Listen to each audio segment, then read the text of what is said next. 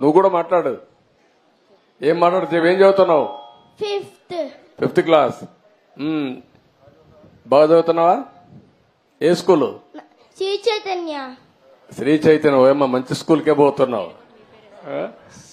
Sir నా పేరు కూడా మీ పేరే. ఏం పేరు? చంద్ర ఆదిత్య. చంద్ర ఆదిత్య. నువ్వు చాలా తెలివైన వాడు. ఇప్పుడే హుషారుగా ఉన్నావు. పెద్ద అవుతాయినాక ఏం చేస్తావు? ఆర్మీకి వెళ్తావు. శభాష్. దేశాన్ని కాపాడతావు. నమ్మకమేనా? గుడ్. కంగ్రాచులేషన్స్. దేశాన్ని కాపాడడానికి కావాలి, నీలాంటి దేశభక్తి ఉండేవాళ్ళు కావాలి ఈ దేశానికి. మనస్ఫూర్తిగా అభినందనలు. కంగ్రాచులేషన్. ఎంతమంది మీరు? 4, 5, 6 ఎవరు? నేను, సాయి, మా అమ్మ, మా నాన్న, మా తాత, మా నాని. Okay, good. బాగా చెప్పావు. సాయి ఏం చేస్తాడు? 7th class. నీకంటే పెద్దోడు. వాడు బాగా చదువుతాడు, నువ్వు బాగా చదువుతావా? సాయి. నువ్వు మంచోడా, వాడు మంచోడా? నేను. అక్కడ స్వార్థం వచ్చిందండి నీలో. ఎవరు చెప్పాలి? అమ్మ చెప్పాలి. అవునా కాదా? అమ్మని చెప్పాను. ఏం చెప్తుందా? ఎవరు మంచోళ్ళమ్మా? Sai com sir. నేను కొంచెం ఫాస్ట్. అదేమ్మా, ఇద్దరు మంచోళ్ళు అంటావు నువ్వు. తల్లి ఎప్పుడు ఒక కొడుకు సైడ్ తీసుకోదు, ఇద్దరిని నచ్చ చెప్తాది. గుడ్. ఓకే అమ్మా. సార్ నమస్కారం సార్. నా పేరు కృష్ణప్రియ. సార్ మీరు ఎప్పుడు సంక్షోభంలో అవకాశాలు ఎత్తుక్కోవాలి అంటారు. మొన్న శ్వేతపత్రం రిలీజ్ చేశారు కదా సార్, దాంట్లో ఎప్పుడు పోలవరం కంప్లీట్ అయ్యిద్ది అంటే మీరు చెప్పలేదు కదా సార్. నా తల్లి చాలా తెలివి ఎక్కువ అయిపోయింది అందరికి. ఇప్పుడు పోలవరం వచ్చింది ఇష్యూ ఏంటంటమ్మా, అక్కడ డయాఫామ్ వాల్ ఒకటి ఉంటుంది. మీకు అందరికి, రాష్ట్రంలో ఉండే అందరికి అర్థం కావాలి. పోలవరంలో నదిలో ప్రాజెక్ట్ వస్తుంది. ఎక్కడైనా సరే నదికి అడ్డంగా కడతాం. పోలవరం నదినే తిప్పి ప్రాజెక్ట్ కడుతున్నాం.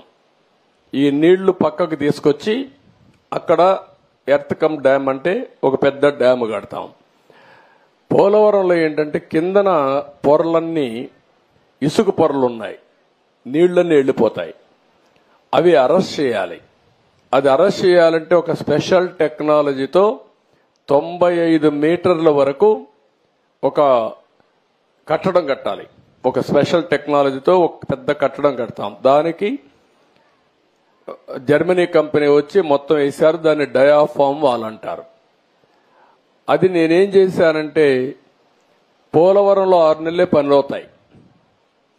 జూలై నుంచి వర్షాలు వస్తాయి, డిసెంబర్ వరకు వరదలుంటాయి.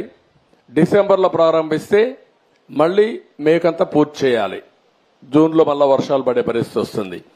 6 నెలలే వర్కింగ్ సీజన్. నేను కష్టపడి 2 సీజన్లో ఆ డయాఫామ్ వాల్ పూర్తి చేశాను. చాలా ఇబ్బందులు పడి తర్వాత స్పిల్వే కట్టాం, అవన్నీ పూర్తయినాయి. ఈ పని చేయాలంటే ఎర్త్ కమ్ డ్యామ్ కట్టాలంటే పక్కన 2 వాల్స్ కట్టాలి. అవి కాఫర్ డ్యాములు అంటారు. దానికి కూడా నీళ్లని రాకుండా కొంతవరకు డ్రౌటింగ్ చేయాలి. డ్రౌటింగ్ కూడా చేసి అక్కడి నుంచి కట్టుకొని రావాలి. కరెక్ట్ గా నేను అధికారంలో ఓడిపోయింది మేలో ఓడిపోయాం. మే జూన్ వరకు గాని పనిచేసి ఉంటే, డయాఫామ్ వాల్స్ అని పూర్తి చేసేసి ఉంటే నీళ్లు అక్కడికి వచ్చేటి కాదు. ఒక చిన్న గ్యాప్ ఉంటే కాంట్రాక్టర్ మార్చారు, ఆఫీసర్లు మార్చారు. వర్షాలు వచ్చాయి, 2 ఏళ్లు పట్టించుకోవాలా. నీళ్లన్నీ వచ్చి డయాఫామ్ వాల్ కింద నుండేదంతా సుడులు తిరిగి, ఎందుకంటే అవి పెద్ద ఎత్తున 20 లక్షలు 30 లక్షల క్యూసిక్స్ ఆఫ్ వాటర్ వస్తుంది. దేశంలోనే ఎక్కువ నీళ్లు ప్రవహించే నది గోదావరి. ఇప్పుడు ఆ నీళ్లన్నీ వచ్చి సుడులు కొట్టేసింది. కిందన మట్టి అంతా ఇసుకంతా తీసేసి కొట్టుకొని వెళ్ళిపోయింది. ఆ సుడులతో కాఫర్ డ్యామ్ దెబ్బతినింది, డయాఫామ్ వాల్ దెబ్బతినింది. ఇప్పుడు నువ్వు అన్నట్టు సిడబ్ల్యూసి మన దేశంలో సెంట్రల్ వాటర్ కమిషన్ ఏది అతిపెద్ద టెక్నికల్ అడ్వైజరీ కమిటీ, వాళ్ళు చెప్పింది ఫైనల్. ఇప్పుడు వాళ్ళు కూడా చేతులు తీశారు. దీన్ని ఏం చేయాలన్నా మాకే అర్థం కావడం లేదని. అక్కడ డయాఫామ్ వాల్ కట్టింది నేను 446 కోట్లతో డయాఫామ్ వాల్ 2 సీజన్లో పూర్తి చేశాను. ఇప్పుడు 3 దిక్కల 33% కోసకపోయింది, దెబ్బతినింది. దానికి 447 కోట్లు అవుతుంది. ఈ 3 దిక్కల రింగ్ బండమారిగా వేసి కట్టేస్తే అయిపోతుందంటే అది కూడా మేము చెప్పలేము. ఒకవేళ మొత్తంగానే డయాఫామ్ వాల్ కట్టాలంటే 990 కోట్లు అవుతుంది. అది 990 కోట్లు. రిపేర్ చేయాలంటే 447 కోట్లు. ఒరిజినల్ గట్టిపై ఖర్చు పెట్టింది 446 కోట్లు. పైనుండే కాఫర్ డ్యాములు దెబ్బతిన్నాయి, అక్కడి నుంచి నీళ్లు వస్తున్నాయి. ఆ నీళ్లు అరెస్ట్ చేయకపోతే ఇది కట్టలేము. ఇవన్నీ చేయాలంటే ఏం చేయాలనో నేను ఇంజనీర్ని కాదు, నాకు తెలియదు. నేను అడ్మినిస్ట్రేటర్ని, నేను కట్టాలని తపనుంది. దాన్ని ఏం చేయాలో ఇంజనీర్లు చేయాలి. ఇప్పుడు వాళ్ళు ఏం చేశారంటే అమెరికాలో ఉండే 2 ఎక్స్పర్ట్లని, కెనడాలో ఉండే ఇంకొక 2 ఎక్స్పర్ట్లను తీసుకొచ్చి ఇప్పుడు పని అంతా చూస్తున్నారు. ఇన్స్పెక్షన్ చేశారు, నిన్న మొన్న వచ్చారు. వాళ్ళు మొత్తం స్టడీ చేస్తున్నారు. ఏమి ఇవ్వాలనో వాళ్ళు ఇచ్చిన ఆలోచనలు ఇచ్చిన తర్వాత పూర్తి చేసే కార్యక్రమానికి శ్రీకారం చుట్టాలి. ఇప్పుడు దీంతో ఏమైంది, నేను రివర్స్ టెండర్ అన్నాడు. 500 కోట్లు 600 కోట్లు ఆదా చేస్తా అన్నాడు. ఇప్పటికి నష్టం ఎంత తెలుసా తల్లి, 70,000 కోట్లు. ఇప్పటికి అది 1,00,000 కోట్లు పెరుగుతుంది. ఒక దుర్మార్గమైన ఆలోచనతో పోలవరాన్ని గోదావరిలో ముంచాడు. మళ్ళా అడ్డదుడ్డంగా ఆర్గ్యూ చేసే పరిస్థితికి వస్తున్నారు. ఆ రోజు పెద్దలందరూ వారించారు. గవర్నమెంట్ ఆఫ్ ఇండియా ప్రాజెక్ట్ అది, పీపీఏ అని ఉంటుంది, అంటే పోలవరం ప్రాజెక్ట్ అథారిటీ. వాళ్ళు మీటింగ్ పెట్టుకొని ముఖ్యమంత్రి చెప్పారు, నువ్వు తొందరపడుతున్నావు, తొందరపడద్దు, గతంలో కూడా మార్పు జరిగింది, మీరు వెయిట్ చేయండి అని. గవర్నమెంట్ ఆఫ్ ఇండియా నుంచి సెక్రటరీ చైర్మన్ దానికి ఆయన ఒక లెటర్ రాశాడు, తొందరపడద్దండి, 2 రోజులు వెయిట్ చేయండి, మేము రిక్వెస్ట్ చేస్తున్నాం మిమ్మల్ని.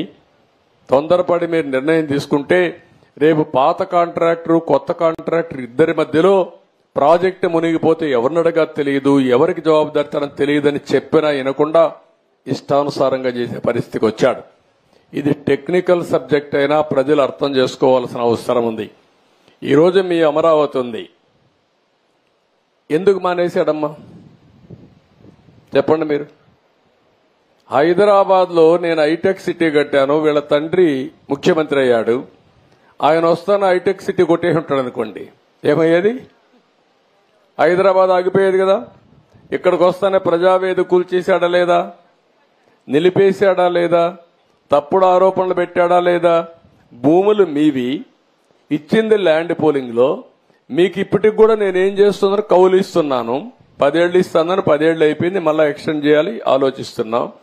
అలాంటిది అవినీతి జరిగిపోయింది, నాకు ఇల్లు కూడా లేదు కట్టుకోవడానికి, ఇంటి జాగా కూడా లేదు, ఇప్పుడు ఎత్తుక్కుంటున్నా, నేనేదో భూ కబ్జా చేశానని కేసు పెట్టి.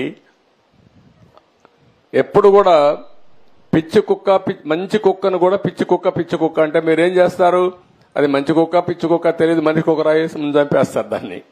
అదే మరి చేశాడు అమరావతిని, అవునా కాదా? ఇదే జరిగింది. రాజధాని నా పేరే కాదు, వాడికి మీ అందరి మీద కోపం ఉందంతే. పిచ్చోడికి ఎందుకు కోపం ఉంటుందో ఎవడికి తెలియదు అంతే, అది రాకూడదు. ఆ రోజు రాజశేఖర్ రెడ్డి నాకు పేరు వస్తుందని కూడా కట్టకూడదు కదా, ఔటర్ రింగ్ రోడ్ కట్టకూడదు కదా, ఎయిర్పోర్ట్ కట్టకూడదు, అన్ని చేశాడు. 2-3 ప్రాజెక్టులు నిలిపేశాడు. ఒకటి ఆ రోజు ఆయన చేసిన పని, మెట్రో కావాలని మార్చి నేను గవర్నమెంట్ లో చేయాలని చెప్తే కాదు ప్రైవేట్కి ఇస్తానని సత్యంకి ఇచ్చి సత్యాన్ని ముంచేశాడు. పాపం సత్యం జైలుకు పోయే పరిస్థితికి వచ్చాడు రామలింగరాజు, అదొకటి చేశాడు. రెండోది, నేను ఆ రోజు ఫార్ములా 1 ఒకటి తీసుకొస్తే దాన్ని కూడా వద్దు, కార్ రేసింగ్ ఏంటి, నేను అనుకుంది అంటే ఫ్యూచర్ కి పిల్లలంతా కూడా ఎక్కడెక్కడికో వెళ్తారు, ఇక్కడ ఉండాలని అది పెడితే దాన్ని తీసేశాడు.